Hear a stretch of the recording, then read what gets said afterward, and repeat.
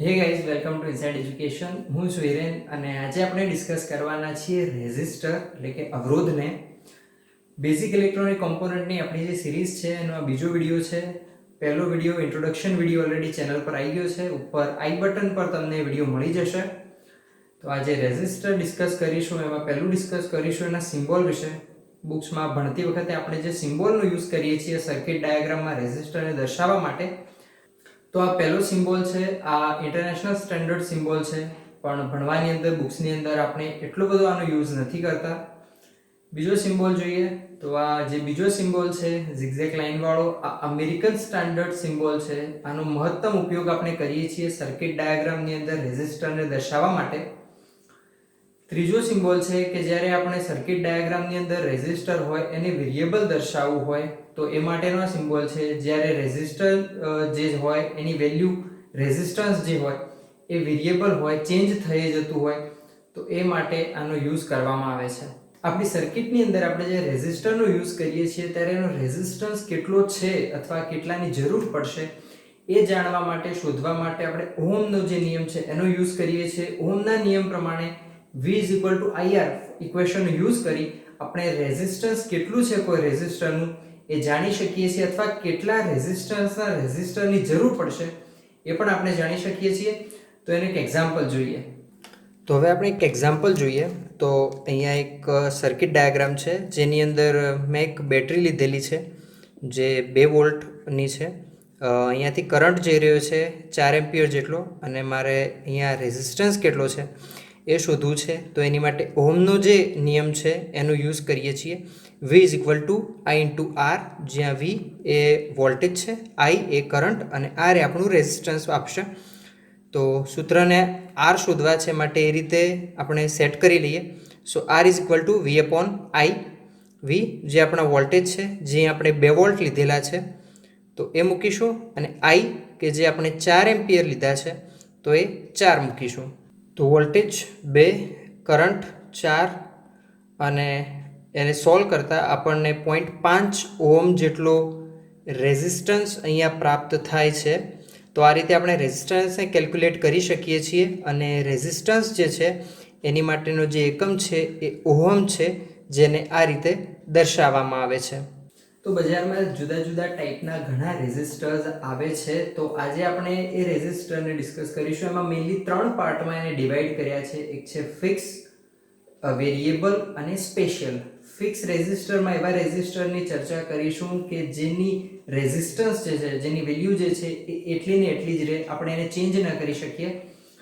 બીજા પાર્ટમાં આપણે ડિસ્કસ કરીશું વેરિયેબલ રેઝિસ્ટર્સને, એટલે કે એવા રેઝિસ્ટર કે જેની મૂલ્ય જે છે આપણે ચેન્જ કરી શકીએ, એના રેઝિસ્ટન્સને આપણે ચેન્જ કરી શકીએ. અને ત્રીજા પાર્ટમાં ડિસ્કસ કરીશું સ્પેશિયલ રેઝિસ્ટર્સને. ફિક્સ્ડ રેઝિસ્ટરની કેટેગરીમાં આપણે 3 રેઝિસ્ટરને ડિસ્કસ કરીશું, જેમાંથી પહેલું છે કાર્બન કોમ્પોઝિશન રેઝિસ્ટર, બીજું છે વાયર બાઉન્ડ રેઝિસ્ટર, અને ત્રીજું છે મેટલ ફિલ્મ રેઝિસ્ટર.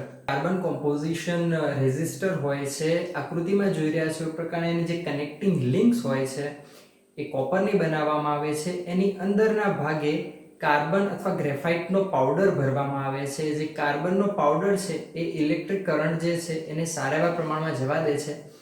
આ પેસિવ ટાઈપનું કોમ્પોનન્ટ છે, જેના લીધે ઇલેક્ટ્રિક કરંટનો જે ફ્લો છે એ સારા પ્રમાણમાં ઘટાડે છે. એટલે કે રેઝિસ્ટરનું જે કામ છે એ બહુ સારી રીતે થાય છે. પહેલાના જમાનામાં આનો બહુ સારો યુઝ થતો હતો, પણ હવે આનો ઉપયોગ ઘણો ઘટી ગયો છે. ફિક્સ રેઝિસ્ટરની અંદર બીજા ટાઈપની વાત કરીએ તો એ છે વાયર બાઉન્ડ રેઝિસ્ટર. એની અંદર આકૃતિમાં દેખાય છે એ પ્રમાણે મેટલની કોર ઉપર વાયર વીંટાળેલો હોય છે.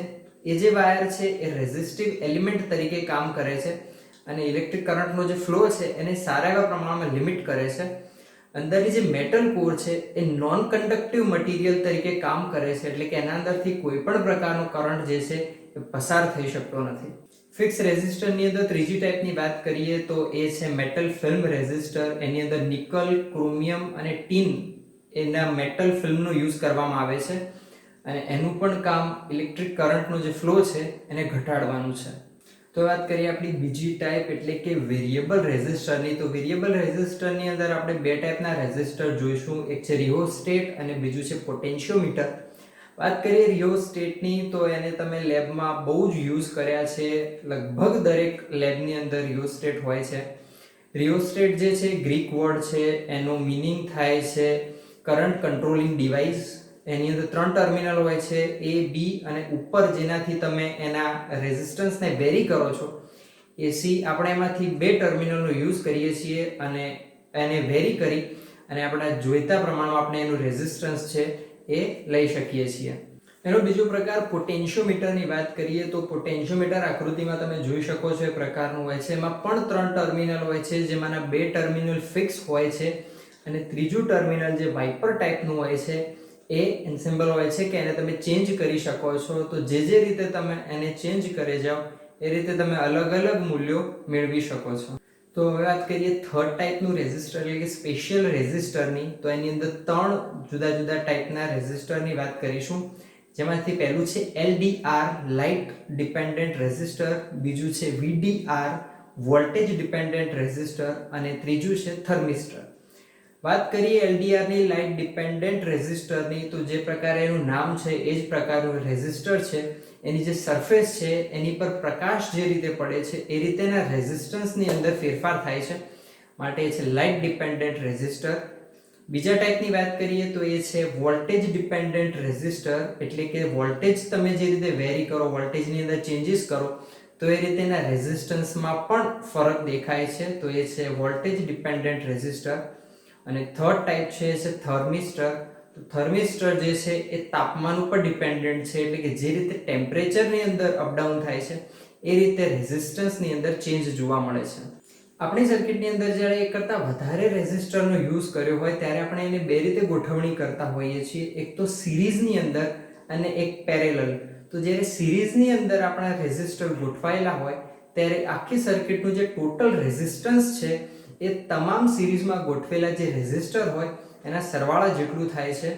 આપણા રેઝિસ્ટર જ્યારે પેરેલલની અંદર ગોઠવેલા હોય ત્યારે 1/R = 1/R1 + 1/R2 એ રીતે એની કેલ્ક્યુલેશન કરવામાં આવે છે.